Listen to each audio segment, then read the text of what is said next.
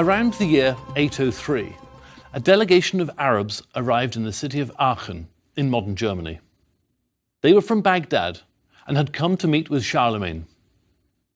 Charlemagne was known as the King of the Franks in northern Europe, and also, for the past 3 years, as the Emperor of the Holy Roman Empire, although Rome itself had been in decline for some time. Charlemagne was the first individual to hold this title since the collapse of the Western Roman Empire more than 300 years earlier.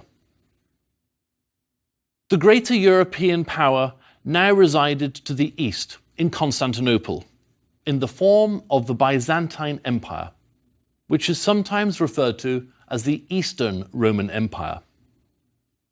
As befitting a ruler of Charlemagne's stature, the Arabs brought gifts from their own master, Harun al-Rashid in Baghdad, who is perhaps best known to us today for his numerous appearances in the book The Arabian Nights, or Tales from 1001 Nights. Charlemagne's court notes that among Harun al-Rashid's gifts were a carved ivory horn, a gold tray and water pitcher, a pair of intricately engraved brass candlesticks, bottles of perfume, a chess set, and bolts of fine cloths, including silk. The delights also included a robe fit for a king. On it, the following legend was embroidered: "There is no God but God." This was a statement of faith. The Christian Catholic European Emperor and the Sunni Muslim Arab Caliph, in spite of their religious differences, could each agree on a common God. As splendid as these gifts were, another object filled the emperor and the entire court with awe, according to Charlemagne's official biographer. This was a water-powered clock, the likes of which had never before been seen in Europe. Apart from keeping the time, the clock chimed on the hour every hour. Now, this clock didn't meet with universal approval among the Franks. Some of Charlemagne's advisors thought it a work of sorcery, or Mohammedan devilry, as they called it, and they suggested that the clock should be destroyed. Wiser heads prevailed. The Frankish chronicler describes it as a marvellous mechanical contraption in which the course of the 12 hours moved according to a water clock, with as many brazen little balls which fell down on the hour and through their fall made a cymbal ring underneath. On this clock there were also 12 horsemen, who at the end of each hour stepped out of 12 windows, closing the previously opened windows by their movements. In this lecture, we're going to spend some time getting to know Harun al-Rashid and his role as midwife to what would become known as the Islamic Golden Age, between roughly the 8th to the 13th centuries.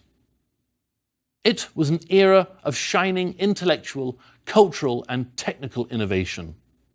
At the same time, the age was no stranger to intrigues at court, nor within the vast empire, much less with rival empires in Europe. I'll break down the material into 3 sections. First, we'll consider Harun al-Rashid and his predominantly ethnic Persian advisors. These were led by a family of civil servants and soldiers known as the Barmakids, originally from modern-day Afghanistan, who helped elevate al-Rashid to power and later lost their positions of trust. Secondly, we'll become acquainted with the origins of the educational establishment known as the House of Wisdom, which was the engine room in Baghdad for the Golden Age. And third, we'll make a brief survey of the Arabian Nights, a collection of Middle Eastern and Indian fairy tales, romances, legends, fables, and parables, whose enduring popularity helps explain why Harun al-Rashid's name enjoys such enduring fame. So let's get started by asking ourselves, who was Harun al-Rashid? what was his background, and what was the state of the Abbasid Empire he inherited. Harun al-Rashid was born in 766, or possibly 763, near Tehran in modern-day Iran. His mother was a strong-minded former slave named Khayzuran, originally from the Yemen. His father was the Caliph, Muhammad al-Mahdi, who was the supreme religious and political leader of the time. Harun's first name is the Arabic equivalent of the biblical Hebrew name Aaron, meaning a high place or exalted. The surname of al-Rashid, which was bestowed on him later, is Arabic for the rightly guided, upright, or just. So we might think of him as Aaron the Just. Only a few years before Harun al-Rashid's birth, his great-uncle had led a successful revolt against the former Arab Muslim dynasty known as the Umayyads, based in Damascus. His grandfather, Abu Ja'far Abdullah ibn Muhammad al-Mansur, succeeded the uncle in power and founded Baghdad as the seat of the new caliphate. This would be known as the Abbasid dynasty, and it would rule over the entire Islamic Golden Age, from 750 until the Mongol sack of Baghdad in 1258. During the Abbasid uprising, a family of Persian origin from the city of Balkh in the northern part of modern-day Afghanistan supported the revolt and had been richly rewarded during al-Mansur's rule from 754 to 775. This family was known as the Barmakids, and 3 generations of Barmakid family members played important roles in the development of the Abbasid Empire and in creating the conditions for the Golden Age to flourish. It was also very influential on the young Harun al-Rashid. Alexander the Great first captured the Barmakids' ancestral home of Balkh in about the year 330 BC and called it Bactra. The territory fell to the Muslim Arabs' expansionist aims in about 663, and the Barmakids, although originally Buddhist leaders, moved to Basra in southern Iraq and converted to Islam. At the time of the Abbasid rebellion against the Umayyads, the family patriarch Khalid ibn Barmak administered its territory in modern-day Iraq, overseeing military forces and collecting the local land tax. The Barmakids were also known for their tolerant views on religion and philosophy, and they would come to be known for their support of the emerging arts and sciences during the Islamic Golden Age. In about the year 779, the young Harun, as a boy of about 14 at the time, was named to lead an Abbasid military expedition against the Christian Empire of Byzantium.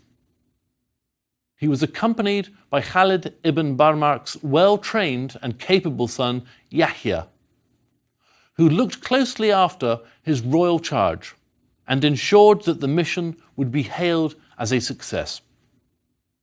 That the 2 men subsequently ended up in jail together proved to be only a temporary inconvenience. Khalid ibn Barmak had himself run afoul of al-Harun's grandfather, al-Mansur, at one point, though he was well regarded by al-Harun's mother, the former slave woman, who helped restore his privileges. Al-Harun's elder brother, al-Hadi, briefly ascended to the caliphate, but he died shortly after, under mysterious circumstances. And so al-Rashid, now 20 years old, became the 5th Abbasid caliph, while Khalid ibn Barmak's son, Yahya, was made vizier or chief minister. The year was 786, or, according to the Islamic calendar, 170. And Baghdad was the largest city in the world outside of China.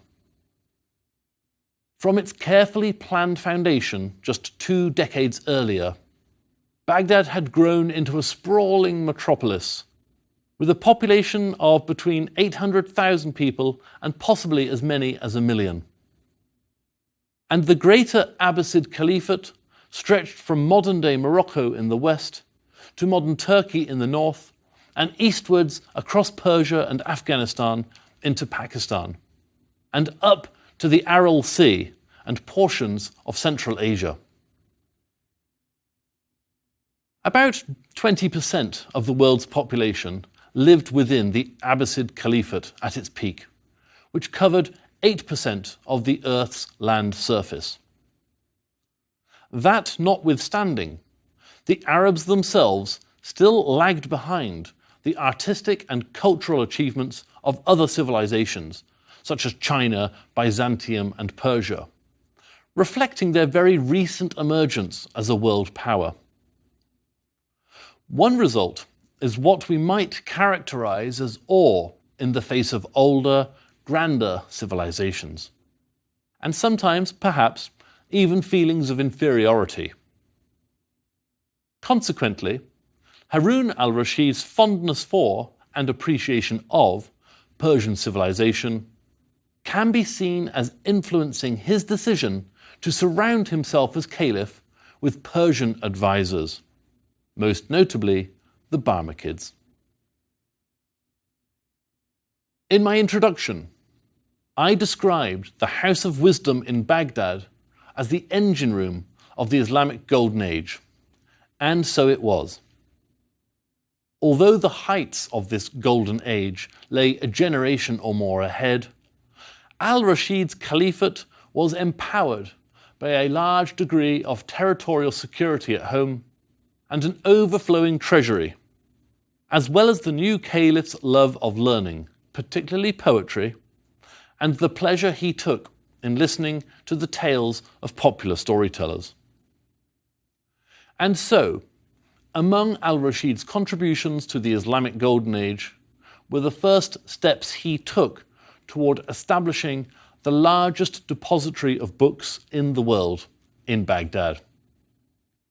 It was a concentration of learning and literature that would flourish for close to 450 years. This nexus also evolved into an important new intellectual force known as the translation movement, which preserved ancient works and ignited new thinking. Scholars in the employ of Harun al-Rashid made use of the collective wisdom of any and every civilization they came into contact with. They started by eagerly copying works from ancient Greece and Persia.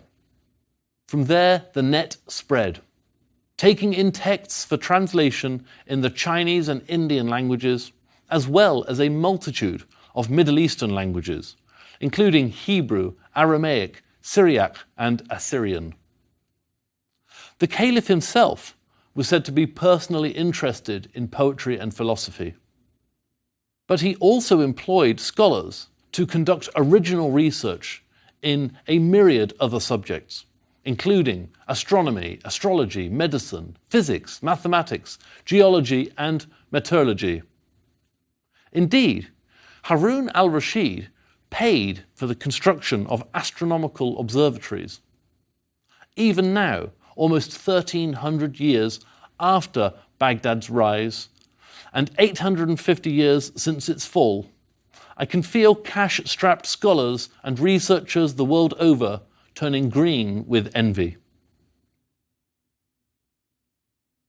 Harun al-Rashid's adventure in learning was also assisted enormously by something the earlier caliphate, the Umayyads, had gained for the Middle East: the technology required to make paper.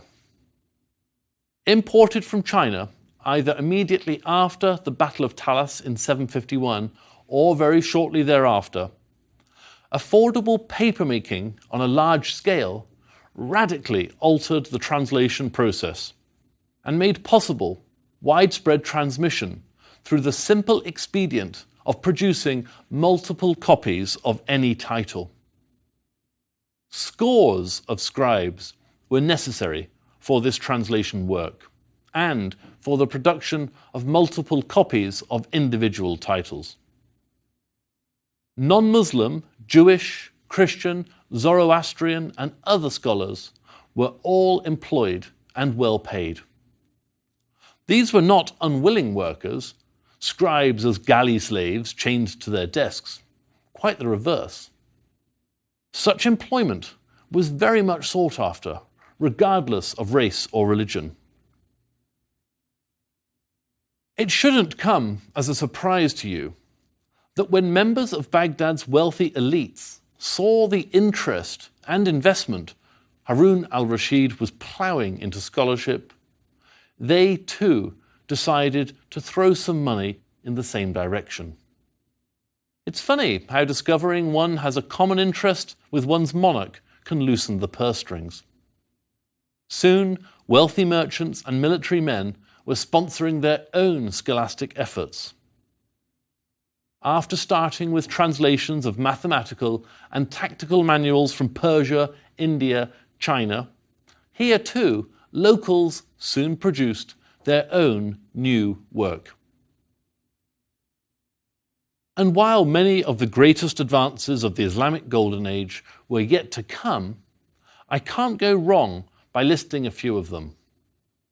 They would include many of the principles of algebra, geometry, and trigonometry, as well as star tables and almanacs, with which one could forecast such natural phenomena as a lunar eclipse. The achievements of the age also included the ability to measure the Earth's circumference, and with the ability to accurately know the time and calendar date.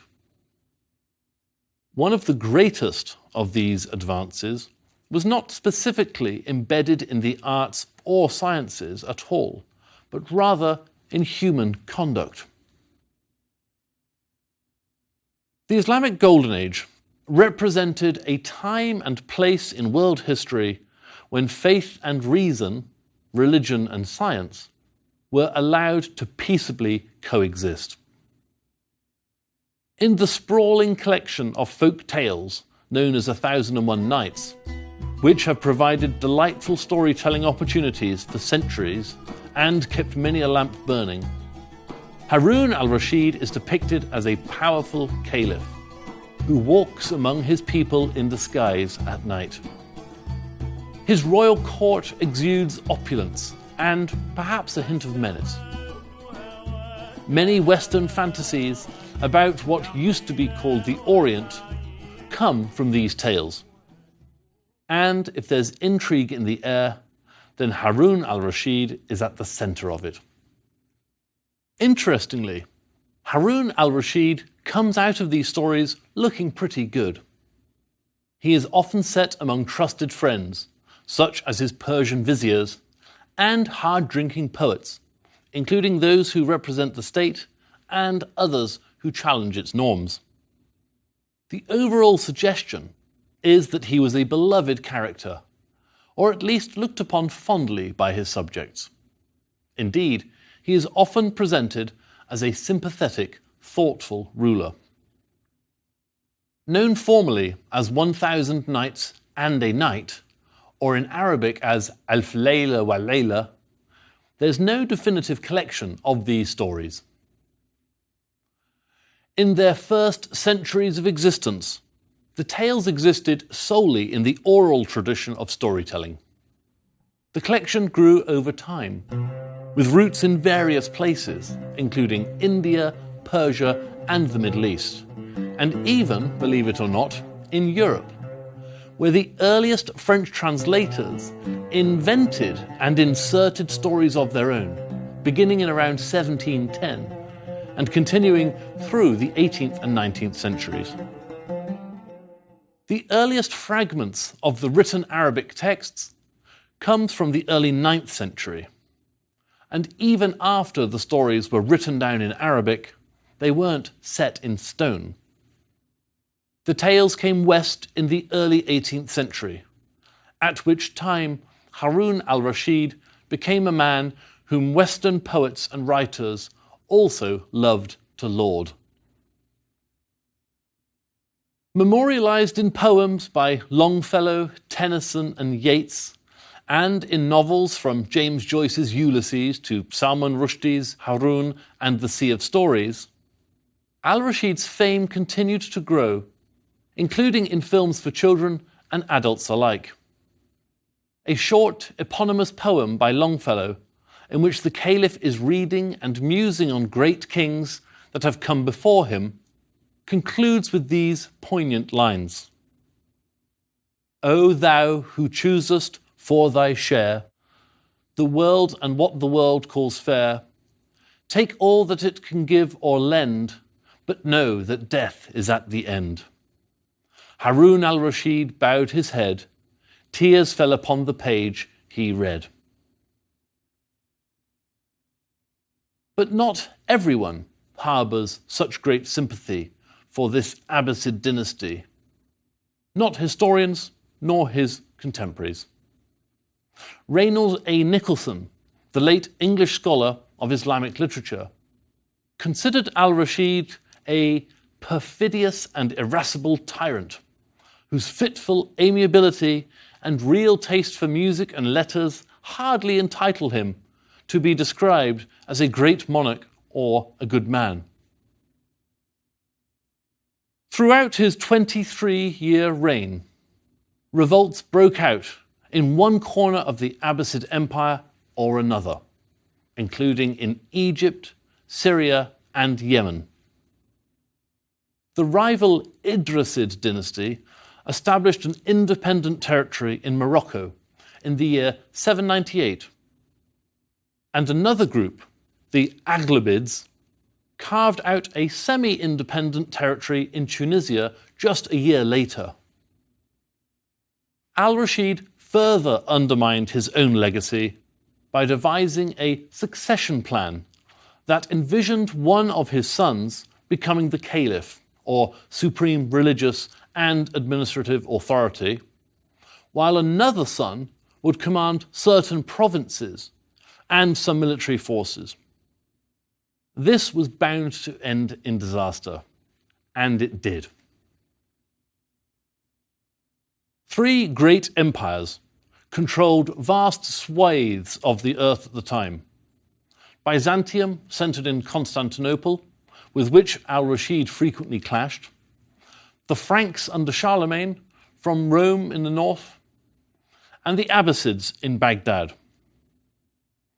In the year 798, Charlemagne sent a diplomatic mission to Baghdad to sound out al-Rashid about an alliance, and the Muslim Caliph immediately saw the favourable implications of such a possibility for himself, as well as his empire, by gaining leverage against the Byzantines in Constantinople and the Umayyads in exile in Spain.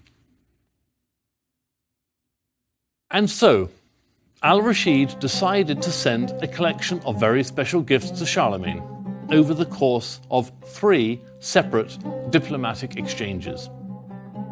The most spectacular of these, in the form of an elephant, walked under its own power into Aachen, Germany, in the spring of 801, near modern-day borders with Belgium and Holland.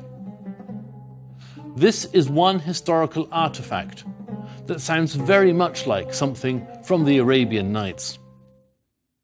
As for the startled Franks, perhaps not since the days when Hannibal had crossed the Alps had anything like this been seen in Europe. At the time, Harun al-Rashid undoubtedly saw his own Islamic-sponsored culture in the ascendant, and in general superior to Western European cultures. Even so, he was keen on making contact with the West. As a rule, the gifts demonstrated the highest standards of artistic and cultural achievement then available in the Abbasid Caliphate, although it's not entirely clear where the elephant came from. And such offerings were carefully and deliberately selected. They were meant to impress, and they did. Alas, the ancient timepiece, water clock, the one that chimed on the hour every hour, no longer exists. Although the carved ivory horn, the tray and pitcher, and some of the chess pieces, and the robe all do. They're now housed in various European museums. For that matter, the alliance of Al-Rashid and Charlemagne itself never formally came to pass. Very shortly afterward, Al-Rashid's reign encountered a much more severe shock than regional uprisings in the provinces. Now, wealth had poured into the Abbasid treasury during all this time. It was said that Al-Rashid's wife insisted on table settings that glittered with gold, silver, and jewels, and that the palace was filled with concubines and entertainers. But the Barmakids fared perhaps better than anyone. Their influence was far-reaching, as reputedly were their unceasing efforts to enrich themselves.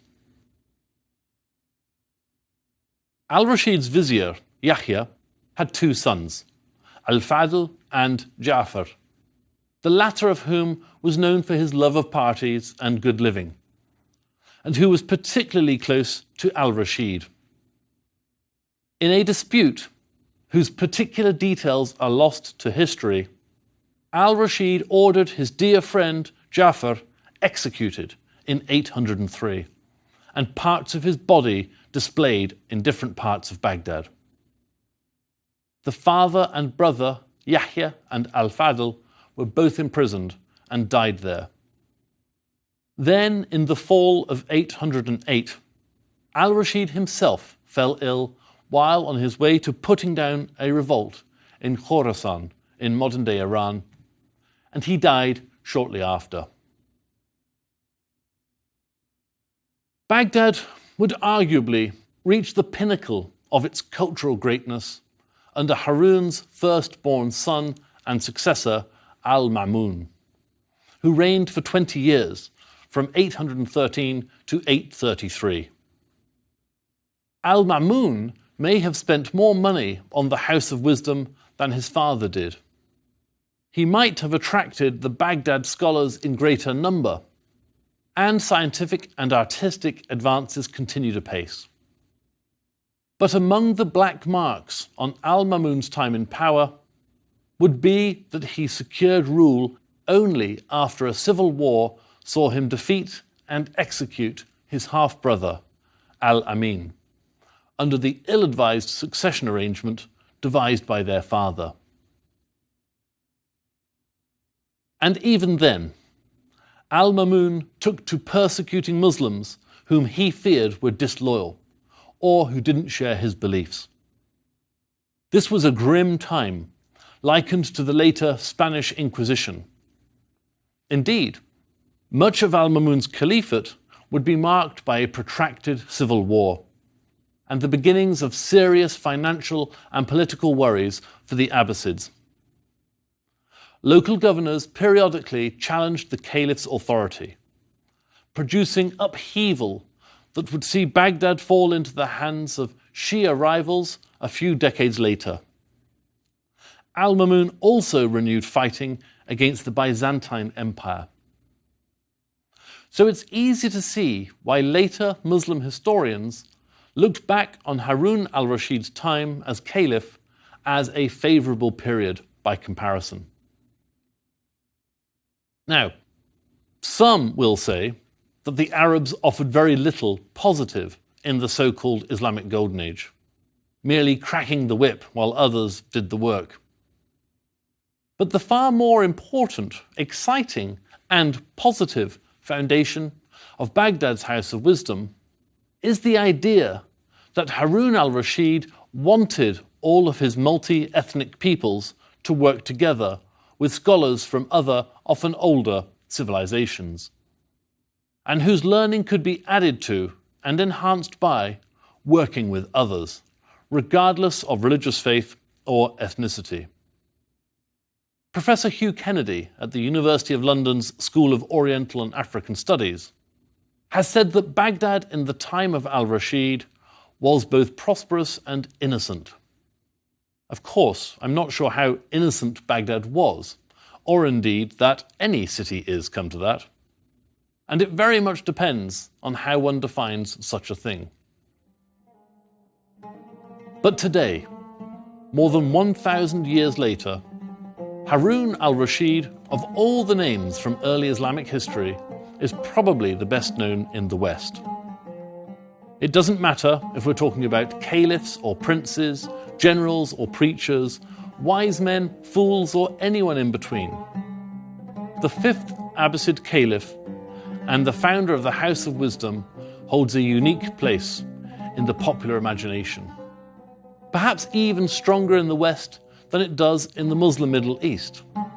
Of course, that is in part because most people in the Middle East know a little more of their own history than we typically do, and so are much more able to choose from a wider cast of historical characters.